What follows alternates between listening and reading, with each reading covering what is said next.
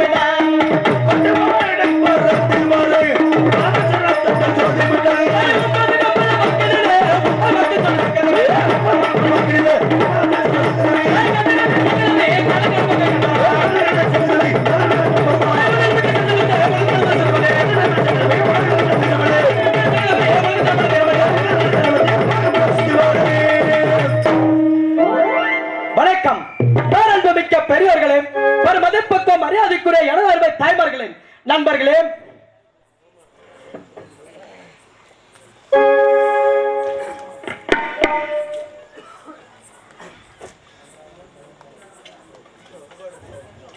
சுர்லி மாமா அவர்கள் எனக்காக 50 செலவுகளை வாரி வழங்கியுள்ளார். அன்னவர் எந்த காரியத்தில் நினைத்து கொடுத்திருந்தாலும் சரி. அதுக்குரிய எனது தாய்மார்களே, நண்பர்களே, சேர்ந்த நாடக கலா ரசிக பெருமக்களே, காலையில் காடு சென்று மாலையில் வீடு திரும்பும் அன்னை பொன்னாக்கும் மாபெரும் விவசாய பெருவிடு மக்களே, தக்க தொட்டிலே தாளாட்டும் கொண்டிருக்கும் எனது தாய்மார்களே, உங்கள் அனைவர்களுக்கும் இந்த பாஞ்சாலங்குறிச்சி பரிவாளம் செய்து வரும் வீரபாண்டிய கட்டபொம்மனின் முடிசாய்ந்த வழக்கத்தை தெரிவித்து வணக்கம் வணக்கம்.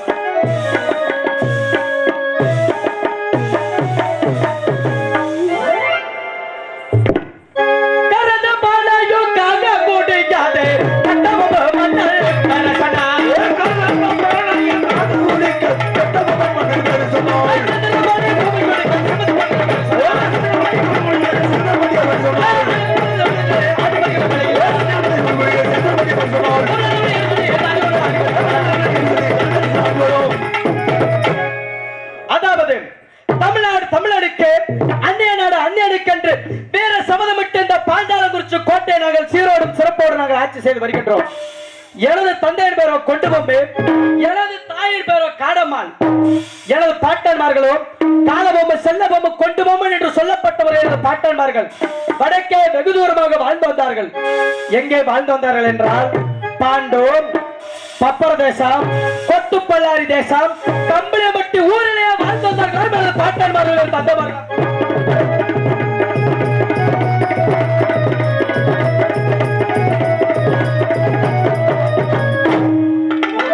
கம்பளியம்பட்டி ஊரிலேயே வாழ்ந்து வந்தார்களாம் எனது பாட்டன்மார்கள் எனது தந்தைமார்கள்.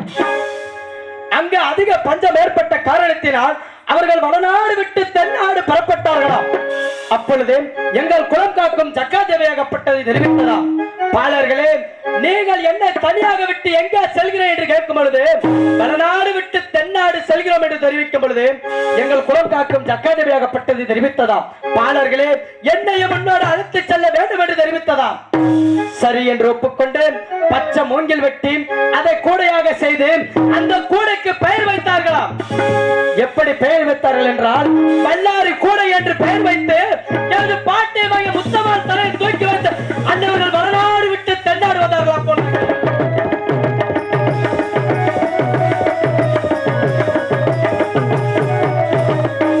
வடநாடு விட்டு தென்னாடு வந்தார்களாம்.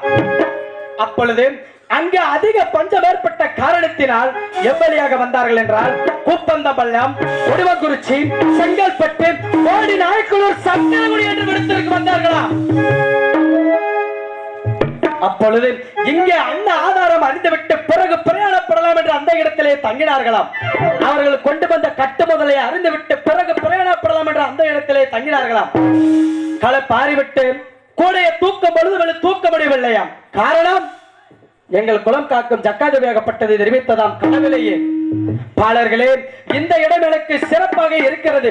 இங்குள்ள காடு கருவேல கட்டுகள் எல்லாம் வெட்டி பயிர் ஜீவராசம் செய்து வாழ்ந்து கொள்ள வேண்டும் என்று தெரிவித்ததால் எங்கள் குலம் காக்கும் ஜக்காதிபதியாகப்பட்டது.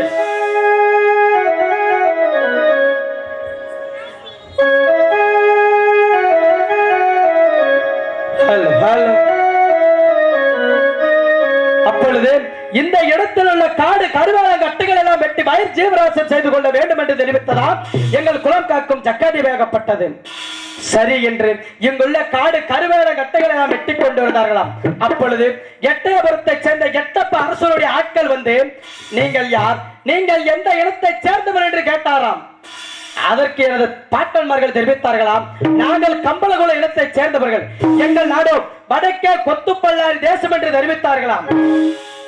இந்த இடத்தில் தங்குவதாக இருந்தால் வருடம் ஒருமுறை சக்கராந்தி பொங்கல் என்று 6 மரக்கல் அரிசியும் 1 குட பாலும் 1 வெள்ளாட்டு கிடாயும் 50 ரூபாய் காணிக்கை கெட்டியாக பொறுக்க வேண்டும் என்று தெரிவித்தார்களா.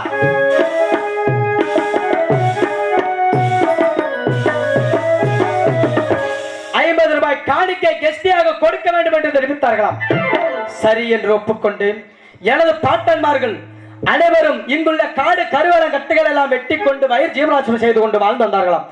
எனது தந்தையார்களும் எனது பாட்டன்மார்களும் காடு கருவேல கட்டுகள் எல்லாம் வெட்டி கொண்டிருந்தார்களாம். அப்பொழுது எனது தாய் காடமல் நிறைமாத கர்ப்பிணியாக கஞ்சி கலையம் சுமந்து வந்ததாம். அப்பொழுது அந்த கட்டை வெட்டும் பள்ளத்திலேயே நான் பிறந்தேன். எப்படி பிறந்தேன் என்றால், கட்டை வெட்டும் பள்ளத்திலே நான் எப்படி பிறந்தேன் என்றால், எனது பாட்டர் வைத்திருக்கக்கூடிய 60 பாவ தலப்பாவை திரையாக கட்டி அந்த திரையிலேயே நான் பிறந்தேன். எனக்கு எப்படி பெயர் வைத்தார்கள் என்றால், கட்டை வெட்டும் பள்ளத்திலேயே நான் பிறந்த காரணத்தினால் கட்டையன் என்றும், எங்கள் குல ஆசாரப்படி பொம்மன் என்றும், நேரத்தினால் பிறந்த காரணத்தினால் வீரபாண்டிய கட்டபொம்மன் என்று பெயர் நாம விட்டார்கள். எனக்கு அப்பொழுது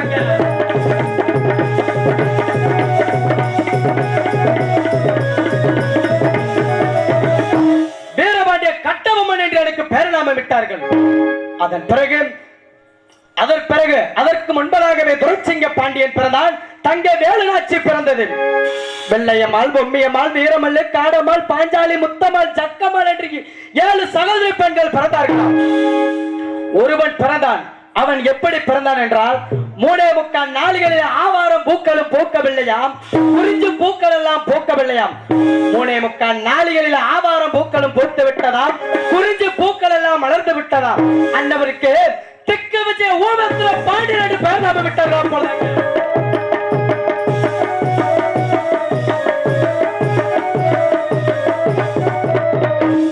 திக்கு விஜய ஊமத்துர பாண்டியன் என்று பெயர் நாம விட்டார்கள். ஒரு நாள் வேளையிலேயே மகனே கட்டபொம்மன் மேத்திரான், இப்படி வாருமடா மகனே என்று என் தந்தை கட்டளையிட்டார். தந்தையே, என்னை எதற்காக அழைத்தீர்கள் என்று கேட்கும் பொழுது, மகனே எனக்கோ தாழ்ந்த வயதாகிவிட்டது, தள்ளாடும் காலமாகிவிட்டது. அந்த எட்டயபுரத்தை சேர்ந்த எட்டப்ப அரசருக்கு சேர வேண்டிய கஸ்தியை கொடுத்து விட்டு வாருமடா மகனே என்று என் தந்தை கட்டளையிட்டார். தந்தையே, என்ன வார்த்தை இருக்க என்ன வார்த்தை தெரிவிக்கிறீர்கள்? வானம் பொழிகிறது, பூமி விளைகிறது, அண்ணவனுக்கு ஏன் கஷ்டி கொடுக்க வேண்டும் என்று நான் மறுத்து விட்டேன். அப்பொழுது எட்டப்ப அரசன் எப்படியாவது கட்டபொம்மன் ஊமத்துறை இந்த எல்லையை விட்டு அகற்ற வேண்டும், இல்லை என்றால் 6000 மைலுக்கு வந்த ஆங்கிலேயர்களிடம் ஒப்படைக்க வேண்டும் என்று திட்டம் தீட்டினார். பல ஊர்களுக்கு மீட்டிங் கேட்பதற்காக எங்களை அழைப்பு விடுத்திருந்தார்கள். நாங்கள் எங்கேயும் செல்லவில்லை. எங்கே என்றால் இடார்காடு, முடார்காடு, செங்கல்பட்டு, குற்றாலம், திருச்சிராப்பள்ளி, இங்கே எங்கேயும் நாங்கள் செல்லவில்லை. இறுதியாக நாங்கள் சென்றிருந்தோம். எங்கே சென்றிருந்தோம் என்றால், அந்த ராமநாதபுரம் எழுகோல சிறைச்சாலைக்கு நாங்கள் அனைவரும் சென்றிருந்தோம். அந்த ராமநாதபுரத்திலேயே தந்திர விஜயங்களை சிறைபிடித்து விட்டான். எப்படி சிறைபிடித்து விட்டான் என்றால், நீங்கள் தான் கட்டபொம்மனா என்று என்னை பார்த்து கேட்டான். நான் தெரிவித்தேன், நீங்கள் தான் ஜாக்சந்துரை என்பவரா? நான் கேட்கப்படுது ஜாக்சந்துரையாகப்பட்டவன் என்னை பார்த்து கேட்டான், கட்டபொம்மா, ஏனடா எங்களுக்கு சேர வேண்டிய 7 வரும் கஸ்தியா கொடுக்கவில்லை என்று கேட்கும் பொழுது அதற்கு நான் தெரிவித்தேன், துரை அவர்களே எதற்காக வரி, எதற்காக திரை என்று நான் கேட்கும் பொழுது வானம் பொழிகிறது, பூமி விளைகிறது, உனக்கு ஏனடா கஸ்தி கொடுக்க வேண்டும் என்று நான் கேட்கும் பொழுது பேசிக்கொண்டு இருக்கும் பொழுது எனது மடியை பிடித்து இழுத்து விட்டான். அப்பொழுது எனது தம்பி ஊமத்துர பாண்டியனுக்கு அதிகமாக கோபம் வந்தது. அண்ணா விட்டு விடுங்கள் அண்ணா, என்னவருடைய தலையை வெட்டி பந்தாடி வருகிறேன் என்று தெரிவித்தார். தம்பி ஊமத்துர பாண்டியா பொறுமையாக இருக்க வேண்டும் என்று நான் தெரிவித்தேன். அப்பொழுது சிறைச்சாலையை விட்டு வெளியே வருவதற்கு மார்க்கமில்லை. காரணம், சிறைச்சாலையை சுற்றி முழுவதும் தீட்டு தொழில்களை வைத்து விட்டான். அப்பொழுது வல்ல நாட்டிலே எனது வளர்ப்பு மகன் பகதூர் வெள்ளையத்தேவன் உறங்கிக் கொண்டிருந்தான். உறங்கிக் கொண்டிருக்கும் பொழுது எங்களுடைய குளம் காக்கும் ஜக்காதவையாகப்பட்டது அண்ணவனுடைய கனவிலையால் அண்ணவனுடைய சொப்பனத்திலே தட்டி எழுப்பியதான். மகனே பகதூர் வெள்ளையதேவா, உனது தந்தைமார்களோ அந்த ராமநாதபுரம் எழுகோல சிறைச்சாலையில் அகப்பட்டு விட்டு இருக்கிறாய் என்று தெரிவிக்கும் பொழுது வெள்ள புறவி மேல் ஏறிக்கொண்டு சவாரி செய்து வந்தாராம். அந்த ராமநாதபுரம் எழுகோல சிறைச்சாலை சுக்குநூறாக முடித்தீர்கள் அனைவரும் மீட்டு வந்தார். சிறைச்சாலையை விட்டு நாங்கள் அனைவரும் வந்தோம். சில தூரம் வந்தவுடனே எனது கம்பளத்தமார்களை சரிபார்த்தேன். அப்பொழுது அங்கு சென்றிருந்த அனைவரும் வந்திருந்தார்கள். எனது மதியில் சேர்ந்த மதிமந்திரை மட்டும் காரணம் காணவில்லை. காரணம், அண்ணவனை மட்டும் 7வது எழுகோல சிறைச்சாலையில் அகப்பட்டு அடைத்து வைத்து விட்டான். அப்பொழுது எனது மகன் பகதூர் வெள்ளையதேவன் தந்தையை மீண்டும் இடை கொடுத்தால் மந்திரியை மீட்டு வருவேன் என்று தெரிவித்தான். பச்சை மரத்தில் கபடி சொன்ன காரணத்தினால் மீண்டும் சென்றால் பட்டம் அடித்து விடுவாய் மகனை என்று நான் தெரிவித்தேன். அப்பொழுது நாங்கள் அனைவரும் வந்து சேர்ந்தோம். எனது மாமா கோடாங்கி நாயக்கரை அழைத்து முத்துக்குறி போட்டு பார்க்கும் பொழுது மந்திரியும் தந்திர விஜயத்தில் படித்தவன் எப்படியாவது துரைமார்களை ஏமாற்றிவிட்டு 48 நாளோ 48 தினத்திற்குள்ள இல்லமாகிய பாஞ்சாலங்குறிச்சி கோட்டை வந்து சேர்ந்து விடுவார் என்று தெரிவித்தார். நாங்கள் அனைவரும் பாஞ்சாலங்குறிச்சி கோட்டை வந்து சேர்ந்தோம். 48 தினங்கள் முடிந்தவுடனேயே எனது மதியில் சேர்ந்த மதிமந்திரியாகப்பட்டவர் என்னுடைய பாஞ்சாலங்குறிச்சி கோட்டைக்கு வந்தான். வந்ததும் வராததுமாகவே, அரசே எனக்கு தாழ்ந்த வயதாகிவிட்டது, தள்ளாடும் காலமாகிவிட்டது, கண்ணுள்ள போதே கல்யாணம் செய்து கண்ணழகு பார்க்க வேண்டும் என்று தெரிவித்தான். அமைச்சரவர்களே, இருந்த நெல்லும் பொருளும் அனைத்தும் மகன் பகதூர் வெள்ளையதேவனுக்கு செலவாகிவிட்டது. உனது மகனும் 5 வயது பாலகன் தானே, மறுவரிடம் முடித்துக் கொள்ளலாம் என்று நான் கூறினேன். அமைச்சர் விட்டபாடில்லை. அரசே, தாங்கள் கரத்தில் உள்ள பட்டாவாளை வாழ்த்து விடை கொடுத்தால் குறிப்பாக பாளையங்கோட்டை சென்று 136 பட்ட நெல்லையும் கடனாக பெற்று வருகிறேன் என்று சொல்லி சென்ற மந்திரி என்ன காரணம் என்னவென்று கொன்று புரியவில்லை. இதோ எனது தம்பி ஊமத்துர பாண்டியன் அந்த உய்யார கொற்றாலை மேடையில் அமர்ந்திருக்கிறான். அன்னவரை வரவழைத்து என்ன காரணம் என்று நான் அறிந்து கொள்ள வேண்டும். அதற்கு முன்பதாகவே இதோ எனது அரண்மனையில் பகட மகன் இருக்கிறான். அன்னவரை வரவழைத்து இதோ எனது தம்பி ஊமத்துர பாண்டியன் அழைத்து வர சொல்ல வேண்டும்.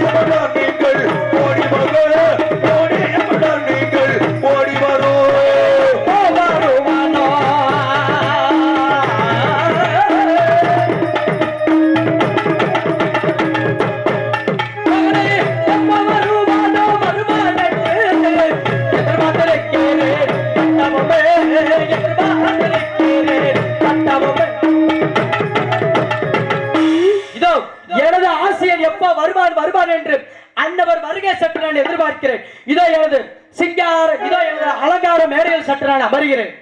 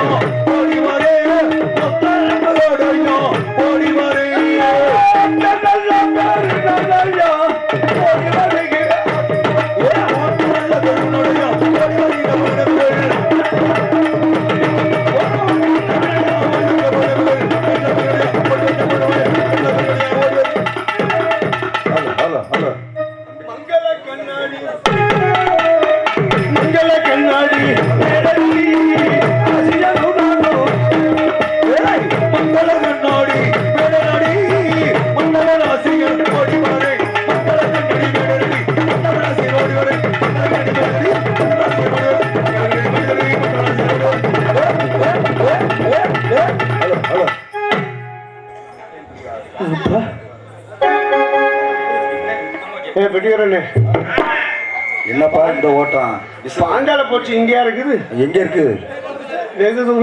அடே அப்பா, பாஞ்சால பூச்சியை பார்க்க முடியுமா? தூத்துக்குடி பக்கத்துல இருக்குது. ஆமா,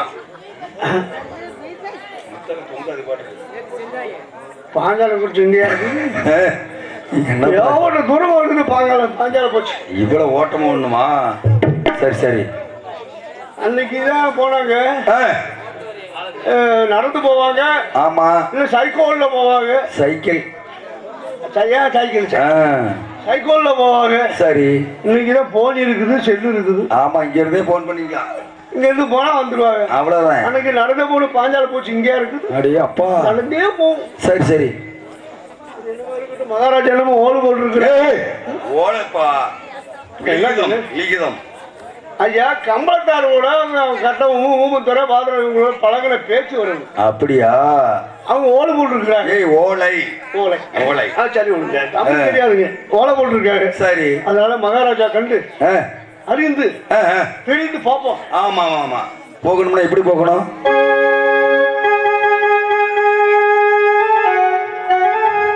கொடி நமஸ்காரம் செய்த சாமி எனதரச மன்னவர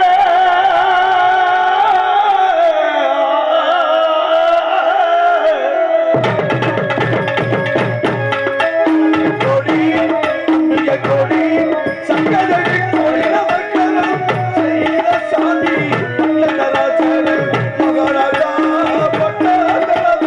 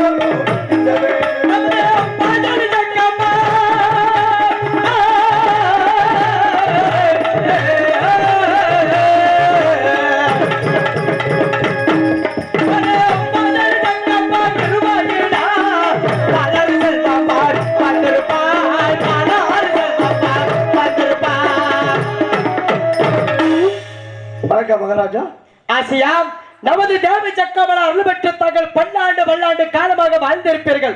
எழுந்து பாருங்கள். ஆசியாம், உன்னை எதற்காக அழைத்தேன் என்றால், எனது தம்பி ஊமத்துர பாண்டியன் அந்த உயர கொற்றால மேடையில் அமர்ந்திருக்கிறான். நான் அழைத்ததாக அதை சீக்கிரமாக அன்னவரை அழைத்து வர வேண்டும். அடுத்த வருஷம் சற்று சுமார் சத்தில் அமர்வாய். அப்படி ஆகட்டும். வாங்க. ஏய் ஏய், என்ன எங்க நம்பாளுங்க நீ? அது ஒரு பேச்சு சொன்ன நம்மளுக்கு வந்துடுறா. அப்புறம் நீ கூட்டி சேர்க்கல வரும்போது நம்மளுக்கு எல்லாம் சேர்ந்து வரேன். அது சார் தனி. நான் சும்மா ஒரு கடையில் உட்காந்துட்டேன். தம்பி நம்மள பப்பளை விட்டுட்டு கூட்டி விடான்னு சொல்லிட்டு இல்லையா? இந்த வேஸ்தர் யார் நீ?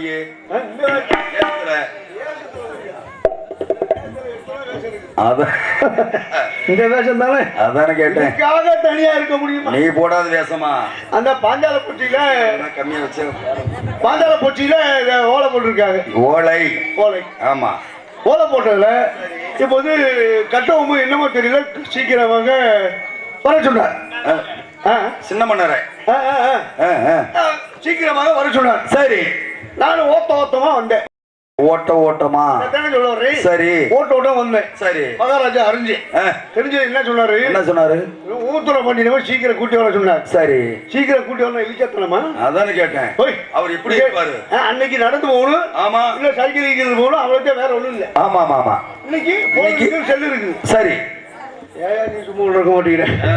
இன்னைக்கு சங்கதி வர, இன்னைக்கு சங்கதி வர. அதானே கேட்டேன். அன்னைக்கு பிறந்த பிள்ளைங்க வர, இன்னைக்கு பிறந்த பிள்ளைங்க வர. எல்லாம் ஒண்ணுதான். எப்படி? எல்லா பிள்ளைங்க ஒண்ணுதான். என்னன்னு? அன்னைக்கு மட்டும் என்ன 4 காலோட இருந்தாங்க பிள்ளைகளா?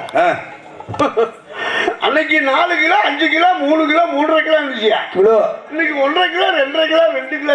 ஐயோ இன்னைக்கு பிறகுற பிள்ளைங்க சரி. அன்னைக்கு முக்கி என்னன்னு கேட்டா ஒட்டு திணையில வீட்லயே பெருசுங்க ஒட்டு திணையில உட்காந்து பெருசத்துக்கு சரி உள்ள பக்கறதுக்கு உட்காந்து முக்குடின்னு நடடி சொல்லி ஒரு கிழவாய் தெரியாது, கண்ணு தெரியாதான் கிழவாய போட்டு அமிக்கிட்டு வண்டியால போட்டுக்கிட்டு பெருசுங்க பாக்குறது அப்படி பேசுறதுக்கு புள்ளைய பார்த்தா வித்துக்குள்ள தட்டா நல்லா புள்ள பார்த்தா தண்ணி புள்ள அடியே அப்பா. அதெல்லாம் கிடையாது. அப்புறம் என்னன்னு கேட்டா கருவு கடிச்சது என்னமா கடுவு மாறிடுச்சு. ஆஸ்பத்திரியில போய் டெஸ்ட் பார்த்துட்டு வருவான். டெஸ்ட் பார்த்துட்டு வருவான். சரி. ஏன்னா இன்னைக்கு பண துண்டு இருக்கு. ஆமா ஆமா. அங்க போனா ஒரு 1000 ரூபாய் மாத்திரை. கண்டிப்பா மாத்திரை 1000 ரூபாய். ஊசி போடுறது 750. ஐயோ. உங்க செலவு ஒரு 500. மொத்தம் எவ்வளவு ஆச்சு? 10,000 ஆச்சு. அது சரிதான் போனா போயிட்டு போய் வந்தா சரி மாசம் கெடுவா வர சொல்லுவா. மாசமாவா? அடியா அப்பா வர சொன்னா அந்த பிள்ளைக்கு என்ன டாக்டர் இவ்வளவு ஓட்டு. ஆமா டாக்டர் திடீர்னு சொல்லிடுவார். சரி அம்மா பெரிய ஆஸ்பத்திரியில போய் பாருங்க இங்க எல்லாம் புள்ள குறுக்க வந்துருக்குது. குறுக்கவா? பெரிய ஆபரேஷன். அந்த பிள்ளைய கிழிச்சு தூக்கி போட்டா தண்ணி சோடா போட்டு தண்ணி சோடா பாட்டில் தண்ணி. சரி பிள்ளைய நிறுத்தி பார்த்தா 1.5 கிலோ 1 கிலோ தான். அவ்வளவுதான் செய்யல இல்ல. அப்போ என்னன்னு கேட்டா ஆபரேஷன் பண்ணா இந்த பிள்ளைக்கு உடம்பு சரியில்லை. ஆமா இது பொம்பளைக்கு பிள்ளைக்கு பால் பத்தா. சரி அதுக்கு என்ன பண்ணலாம்? சிந்து மாடு இல்லாத ஜெர்சி மாடு. ஆமா மாட்டு பாடு. இப்போ நாட்டு மாடு கிடையாது. நாட்டு மாடு இப்ப இல்லையே கிடையாது. சரி இந்த சிந்து மாட்டு ஒரு 70 நேரம் 80 நேரம் போட்டு ஆமா வட்டிக்கு வாங்கி காடு கரையை வித்து இல்ல வீட்டு பட்டாவை கொண்டு போய் அங்க கொண்டு போய் வட்டியை கட்டி அந்த மாட்டை கொண்டு வந்து வித்து இந்த பிள்ளைய வளர்க்கலாம் சொன்னா இந்த சிந்து மாடு என்ன சொல்ற? பிள்ளைக்கு சரி அவங்க அப்பா என்ன சொல்றது? அவங்க அத்தை என்ன சொல்றது? அவங்க மாமா என்ன சொல்றது?